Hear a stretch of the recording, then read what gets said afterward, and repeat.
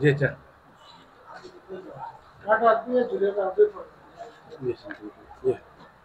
বিসমিল্লাহির রহমানির রহিম। 23/11/2025 ইংরেজি। জাতির বিবেক সাংবাদিক বন্ধুগণ, প্রথমেই আমার সালাম, আদাব ও শুভেচ্ছা গ্রহণ করুন।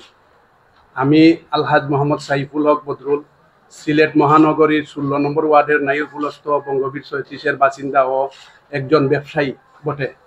সততার সাথে দীর্ঘদিন থেকে ব্যবসা পরিচালনা করে আসছি। আজ অত্যন্ত দুঃখ ভারাক্রান্ত মন নিয়ে আপনাদের সামনে হাজির হয়েছি। নগরীর পূর্ব মীরাবাজারস্থ আমার নামীয় আলহাজ মোহাম্মদ সাইফুল হক বদরুল মার্কেট ফার্নিচার ব্যবসার জন্য ভাড়া দিয়ে চরম হয়রানির সম্মুখীন হচ্ছি। বিয়ানীবাজার উপজেলার পশ্চিম গুঙ্গাদিয়া গ্রামের মোহাম্মদ আতিকুর রেজার পুত্র বিএনপি নেতা আহমদ রেজা ওই মার্কেটের ভাড়া নিয়ে মিথ্যাচার ও প্রতারণার আশ্রয় নিয়েছেন। 5 বছর মেয়াদী দোকান চুক্তিনামার মেয়াদ শেষ হওয়া সত্ত্বেও আহমদ রেজা জোরপূর্বক আমার মার্কেট দখল করে আছে। মার্কেট তার কাছ থেকে উদ্ধার করতে হলে আমার কাছে 1 কোটি টাকা চাঁদা দাবি করেছেন। আমার অনুমতি ছাড়াই দোকানের দরজা, গ্রিল, শাটার ইত্যাদি সংস্কার কাজ করিয়ে জোরপূর্বক নিজের দখল প্রতিষ্ঠার প্রচেষ্টায় লিপ্ত। তাই আমি নিরুপায় হয়ে আইনের আশ্রয় নিতে বাধ্য হয়েছি। আহমদ রেজা তার রাজনৈতিক পরিচয় লুকিয়ে আমার কাছ থেকে দোকান ভাড়া নেন। জাতির বিবেক সাংবাদিক ভাইদের কাছে আমার এই দুর্ভোগের কথা তুলে ধরে মার্কেট উদ্ধারের আপনাদের আন্তরিক সহযোগিতা কামনা করছি। সুপ্রিয় সাংবাদিকগণ, আপনাদের সদয় অবগতির জন্য জানাচ্ছি 2020 সালের 1 মার্চ আলহাজ মোহাম্মদ সাইফুল হক বদরুল মার্কেট ফার্নিচার ব্যবসার জন্য ভাড়া নেন। বিয়ানীবাজার উপজেলা বিএনপি সভাপতি আহমদ রেজা। তার বর্তমান বাসস্থান হচ্ছে শাহপুরান থানাধীন উর্মি 41B শিবগঞ্জ এবং ব্যবসায়িক ঠিকানা জালালাবাদ ফার্নিচার, পূর্ব মীরাবাজার, সিলেট। 5 বছর মেয়াদী চুক্তিপত্রে মাসিক ভাড়া নির্ধারিত হয় 1,30,000 টাকা এবং ভাড়ার মেয়াদকাল নির্ধারিত হয় 2025 সালের 28 ফেব্রুয়ারি পর্যন্ত।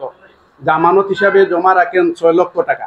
এর 1 বছর পরেই যার অনুরোধে 2021 সালে আগস্ট মাসের ভাড়া বাবদ 1 লক্ষ টাকা কর্তন করলে তার জামানতের পরিমাণ দাঁড়ায় 5 লক্ষ টাকা।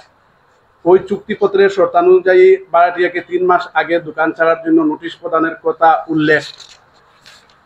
উল্লেখ করেছে। আমি চুক্তিনামার আলোকে দোকান ভাড়ার মেয়াদ পূর্ণ হওয়া 3 মাস আগে ব্যবসাপাতি স্থানান্তর করে দোকান ছাড়তে প্রথমে মৌখিক অনুরোধ জানাই। এতে তিনি ক্ষিপ্ত হলে লিখিত এবং পরবর্তীতে তার কাছে উকিল নোটিশ প্রেরণ করি। তাতেও আহমদ রেজার কোনো অবস্থাতেই দোকান না ছাড়ার হুমকি দিয়ে দোকান দখলমুক্ত করতে হলে আমার কাছে 1 কোটি টাকা চাঁদা দাবি করে। আমি বিষয়টি স্থানীয় মুরব্বীদের অবগত করি। স্থানীয় 40 ব্যক্তিবর্গ দোকান উদ্ধারের উদ্যোগ নিলেও আহমদ রেজার একগুয়েমির কারণে সেই চেষ্টা ব্যর্থ হয়। সম্মানিত সাংবাদিকগণ, আপনারা জেনে অবাক হবেন, আমার ভাড়াটিয়া দোকান জবরদখলের জন্য মরিয়া হয়ে উঠেছে। সে আমাকে নানাভাবে হুমকি ও ভয়ভীতি প্রদর্শন করে থাকে, যার কারণে জানমালের নিরাপত্তায় আমি গত 29 মার্চ কোতোয়ালি থানায় একটি জিডি এন্ট্রি দায়ের করি।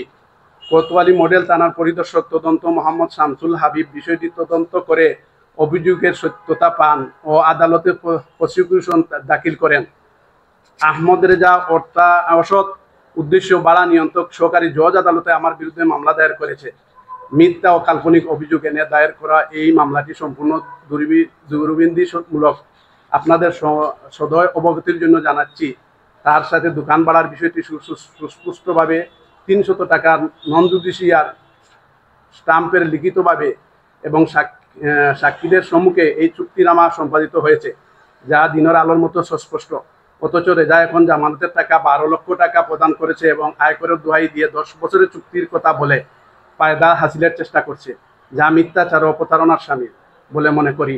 এছাড়া চুক্তিনামায় কোথাও উল্লেখ নেই চুক্তির মেয়াদ শেষ হলে তিনি মামলা করতে পারবেন। আচ্ছা, সম্মানিত কলম সৈনিকগণ, দোকান ভাড়া দিয়ে আমি এমন হয়রানির সম্মুখীন হব তা কল্পনাও করিনি। এক পর্যায়ে আমি নিরুপায় হয়ে গত 14 এপ্রিল মহানগর হাকিম আদালতে চাঁদাবাজি ও দোকান দখলের অভিযোগে আহমদ রেজাকে প্রধান আসামি করে মামলা দায়ের করি। মামলায় আরও 3 জন আসামির নাম উল্লেখ রয়েছে। আদালত তদন্ত প্রতিবেদন দাখিলের জন্য কোতোয়ালি থানাকে নির্দেশ প্রদান করেছেন। আহমদ রেজা জোরপূর্বক দোকান মেরামত ও সংস্কার কাজ করলে আমি বাধা প্রদান করি।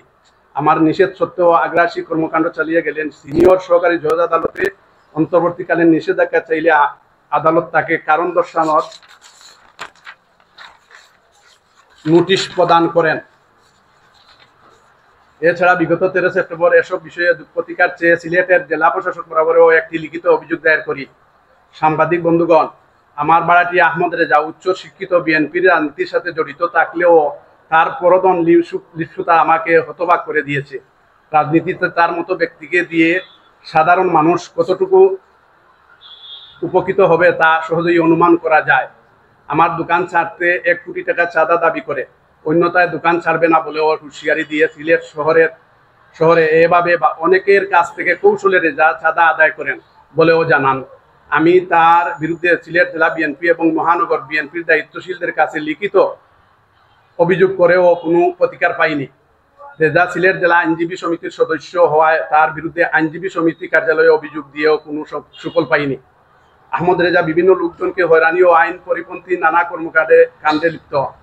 2022 সালে তার বিরুদ্ধে 10 লাখ টাকার চেক বিজনার মামলা দায়ের হয় আমল গ্রহণকারী জুডিশিয়াল ম্যাজিস্ট্রেট আদালত জগন্নাথপুর সুনামগঞ্জে।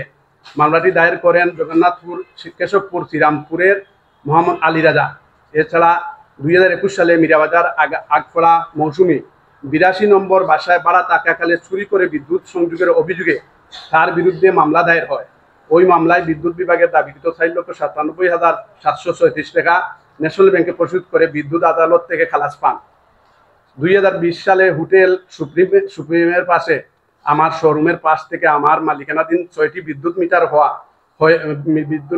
হাওয়া হয়ে যায়। আমার ধারণা 3 কর্মচারী সহ এতেও তার সংশ্লিষ্টতা রয়েছে। আহমদ রেজার কর্মকাণ্ড সম্পর্কে সামান্য কিছু আপনাদের সামনে তুলে ধরলাম। আমার বক্তব্যের সপক্ষের সকল কাগজপত্র প্রেস ক্লাবে জমা রয়েছে। তার মতো লুবি ও মিথ্যাবাদী মানুষের কাছ থেকে আমার দোকান পুনরুদ্ধারের আপনাদের মাধ্যমে সংশ্লিষ্ট সকলের মহলের সহযোগিতা কামনা করছি। ধন্যবাদ। মোহাম্মদ সাইফুল। আসসালামু আলাইকুম।